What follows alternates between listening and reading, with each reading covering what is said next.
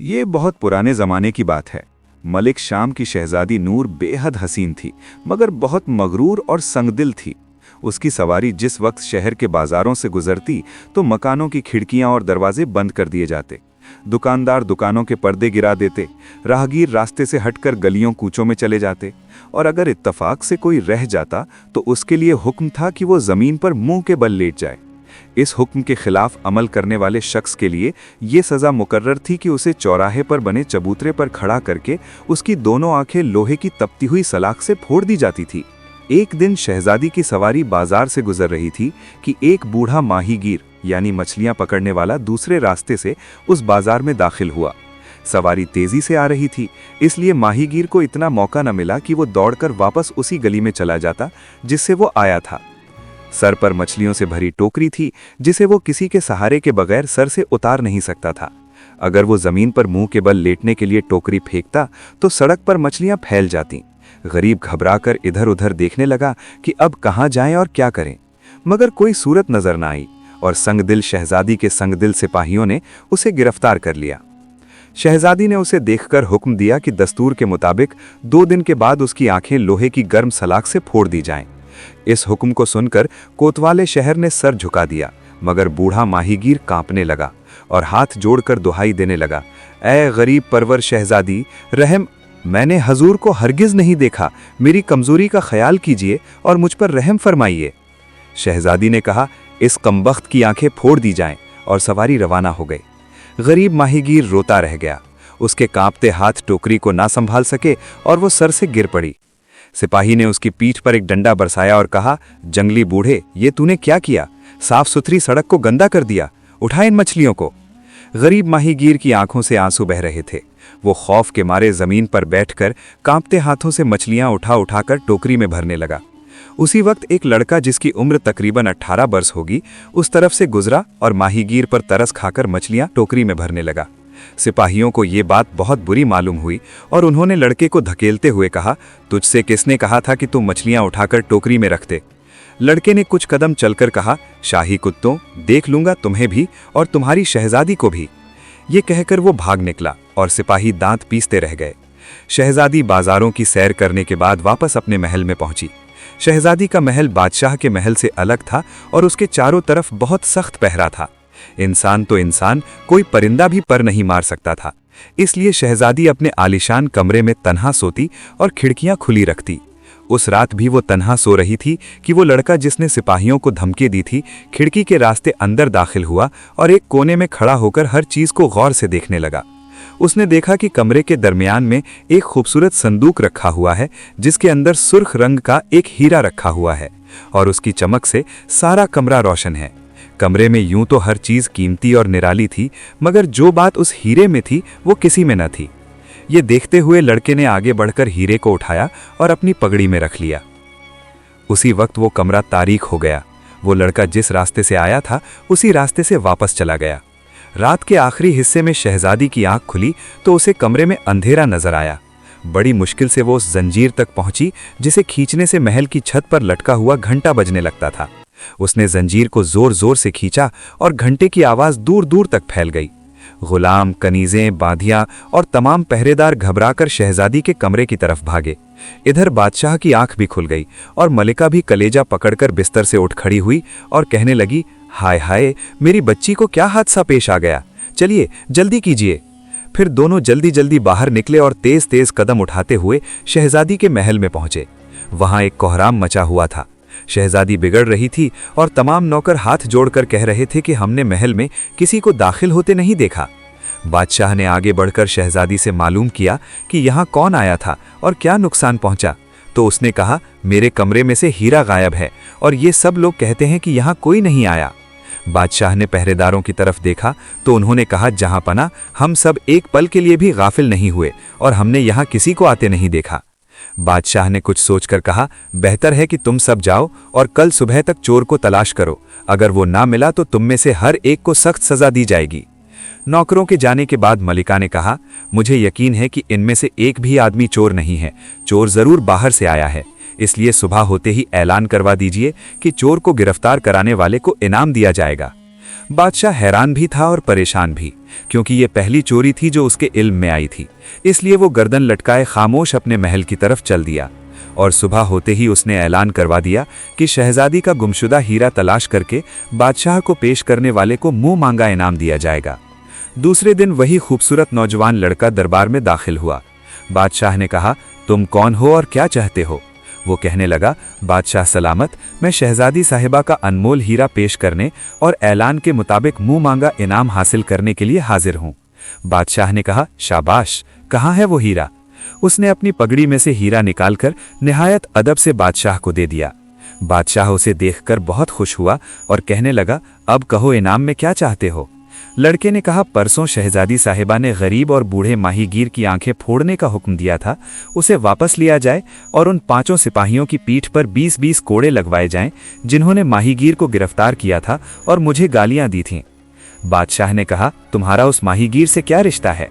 लड़के ने कहा, कुछ भी नहीं, मुझे उसकी गरीबी, उसके बुढ़ापे और मजबूरी देखकर उसकी हालत पर रहम आया। उसने अगर शहजादी साहिबा को देख भी लिया था तो उसका उन पर कोई असर नहीं पड़ सकता था।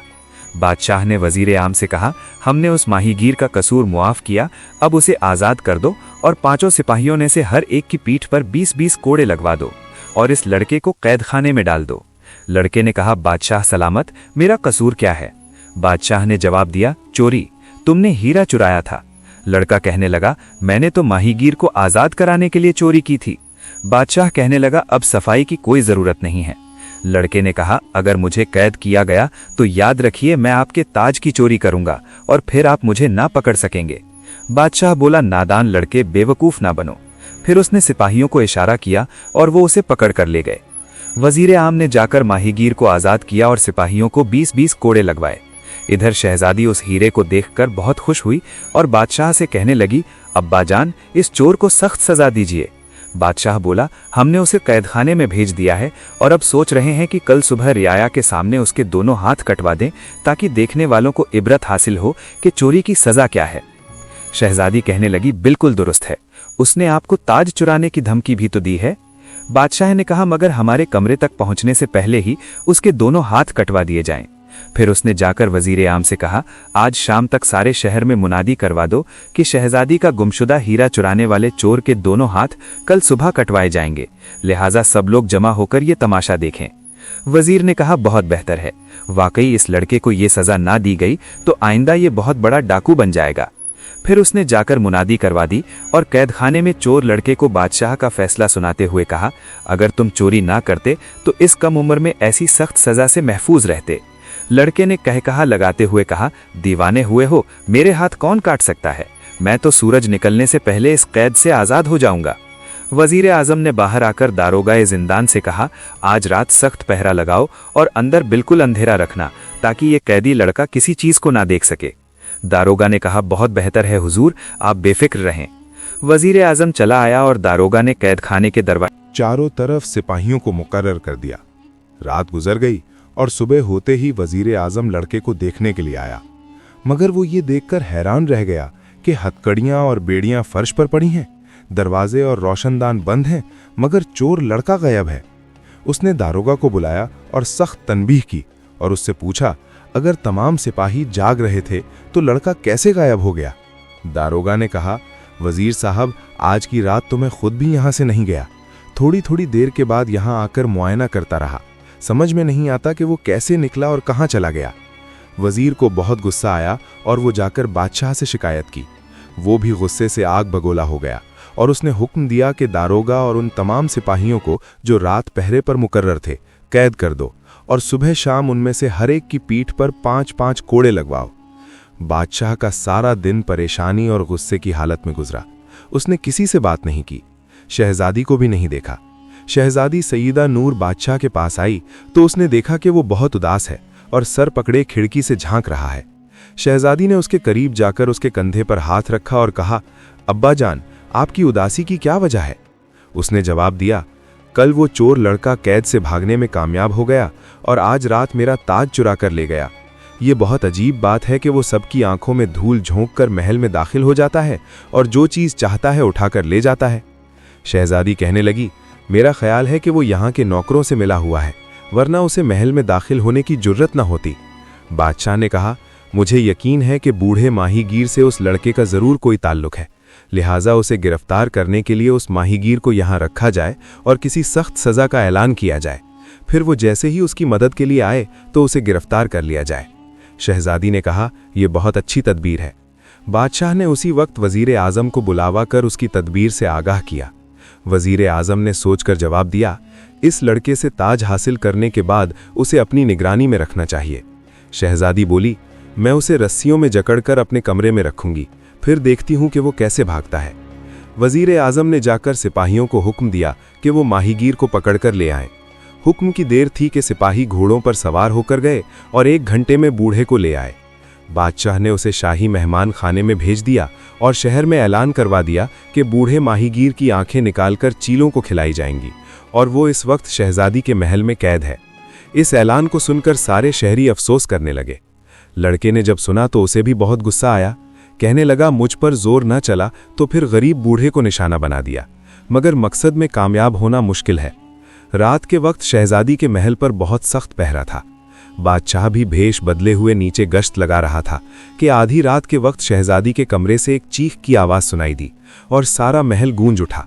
बादशाह, वजीर और सिपाही घबराकर बेहद तेजी से दौड़े और जल्दी जल्दी कमरे में दाखिल हुए। उन्होंने देखा कि शहजादी फर्श पर पड़ी हुई है।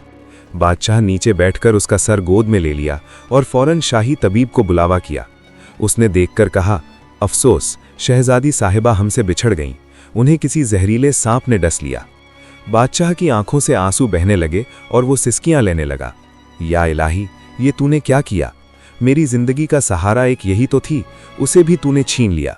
सबने बादशाह को तसल्ली दी और शहजादी को उठाकर पलंग पर लिटा दिया। उसी वक्त वजीर की नज़र बादशाह के ताज पर पड़ी और वो कहने लगा, जहांपनाह, ये देखिए, आपका ताज यहाँ मेज़ पर रखा हुआ है। ऐसा मालूम होता है कि चोर ताज लेकर यहाँ आया था। फिर उसने कुछ सोचकर कहा, कहीं वही बदमाश तो सांप को यहाँ नहीं छोड़ गया। बादशाह ने उसकी बात पर तवज्जो न दी, क्योंकि उस वक्त उसका कलेजा अपनी इकलौती बेटी के गम से फट रहा था। सुबह मलिक शाम की मगरूर शहजादी सैयदा नूर दरिया के किनारे शाही कब्रिस्तान में दफना दी गई। इस अफसोस की खबर से सारे मुल्क पर गम की चादर छा गई। घर घर अफसोस किया जा रहा था। दुकानें, मदरसे, अदालतें, गर्ज हर कारोबार बंद कर दिया गया। मसाजिद और दूसरी इबादतगाहों में शहजादी के लिए दुआएं मांगी जा रही थीं। दूसरी सुबह बादशाह अमीरों और वजीर के हमराह अपनी चहेती बेटी की कब्र पर फातिहा पढ़ने और फूल चढ़ाने के लिए गया तो उसने देखा कि कब्र खुली हुई है। इधर उधर मिट्टी के ढेर लगे हुए हैं और कब्र में से मैयत गायब है। ये हाल देखकर बादशाह के दिल को ऐसा सदमा पहुंचा कि वो बेहोश होकर जमीन पर गिर पड़ा। लोगों ने पानी लाकर उसके चेहरे पर छींटे दिए, पंखा झलाया, फिर उसे होश आया, मगर उसके हवास कायम न थे। वो एक एक की सूरत इस तरह देख रहा था जैसे वो सब उसके लिए अजनबी थे। वजीर ने आपस में मशवरा करके बादशाह को उठाया और बग्घी में डालकर महल की तरफ रवाना हुए। उसे बेटी के मरने का इतना गम न था जितना उसकी मैयत के गायब हो जाने का मलाल था। इसलिए उसने जासूसों को मुकर्रर कर दिया कि मैयत चुराने वाले का सुराग निकालें। जासूस शहर दमिश्क में एक जाल सा बिछाकर चोर को तलाश करने लगे, मगर उन्हें क्या मालूम था कि मैयत का चोर शहर दमिश्क से निकलकर मलिक शाम की सरहद भी पार कर चुका था। वो अपने तेज रफ्तार सफ़ेद घोड़े पर मुर्दा शहजादी को रखे हुए निहायत तेजी से इराक के दारुल खिलाफा शहर बगदाद की तरफ जा रहा था, क्योंकि उसे यकीन था कि बगदाद में उसे पनाह मिल जाएगी। काफ़ी देर सफ़र के बाद वो एक सौदागर के पास पहुंचा। ये सौदागर दरअसल एक जादूगर था। उसने संदूका खोला, फिर जेब से सफ़ेद रुमाल निकालकर अपने चेहरे पर हवा दी। हवा लगते ही वो फर्श पर गिर पड़ा और इंसान से एक सियाह नाग बन गया। फिर उसने शहजादी की पिंडली पर एक निशान देखा और उस पर मुंह रखकर जहर चूसने लगा। मुंह में जो जहर आता उसे एक प्याले में थूक देता।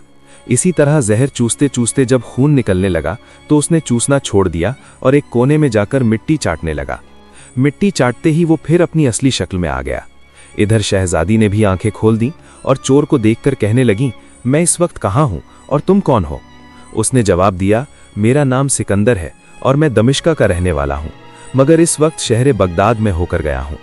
कुछ देर बाद शहजादी को होश आया तो सिकंदर को पहचान गई।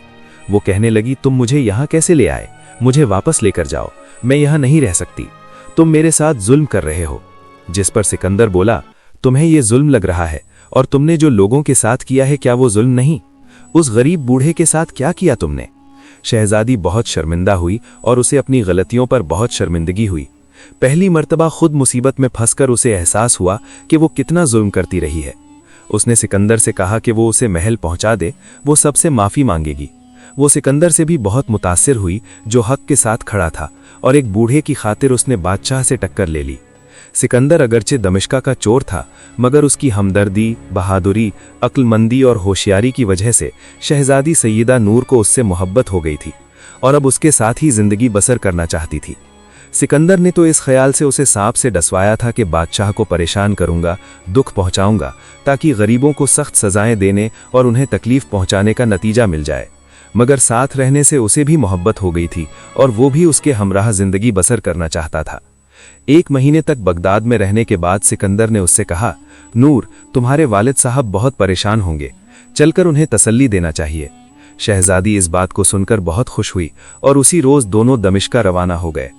मलिक शाम का बादशाह अपनी इकलौती बेटी के गम में निढाल हो रहा था। सेहत गिर चुकी थी, आंखों से हर वक्त पानी जाने की वजह से बीनाई कम हो गई थी, रातों की नींदें उड़ चुकी थीं। उसकी बेटी अचानक जो उसके पास पहुंची तो उसके जिस्म में एक नई रूह और ताज़ा कुव्वत आ गई।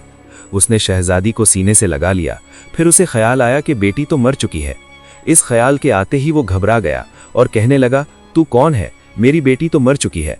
शहजादी ने हंसकर कहा, अब्बा जान, मुझे सांप ने डस लिया था और सांप का डसा हुआ 3 दिन तक जिंदा रहता है। बस दूसरे दिन ये साहब मुझे कब्र से निकालकर बगदाद ले गए और मेरा जहर चूसकर मुझे होश में लाए। फिर उसने सारा वाकया बयान किया, जिसे सुनकर बादशाह ने सिकंदर को सीने से लगा लिया और उसे इतना खुश हुआ कि 1 हफ्ते के बाद उसने शहजादी की शादी उससे कर दी और अपने तख्त का वारिस बना दिया। शादी के बाद वो बगदाद चला गया और निहायत सुकून की जिंदगी बसर करने लगा। उसकी माँ उसकी कामयाब जिंदगी देखकर बहुत खुश थी और उसके लिए दुआएं करती रहती थी। 10 साल के बाद जब बादशाह का इंतकाल हुआ तो वो तख्त का मालिक बना और मरते दम तक हुकूमत करता रहा। हसन अल बसरी कुरान एकेडमी के साथ कुरान सीखें। हम दुनिया भर में स्काइप, जूम और व्हाट्सएप के जरिए कुरान की तालीम देते हैं। हम मुब्तदियों के लिए कुरान तजवीद के साथ किरत कोर्स, कुरान तर्जुमा, कुरान हिफ्ज और तफसीर के कोर्सेज पेश करते हैं। काबिल और तरबियत याफ्ता फीमेल और मेल असातिज़ा के साथ कुरान सीखें। हमारे साथ शामिल होने के लिए जल्दी करें। हमारी वेबसाइट विजिट करें hasanalbasriquranacademy.com। WhatsApp number 030639703776।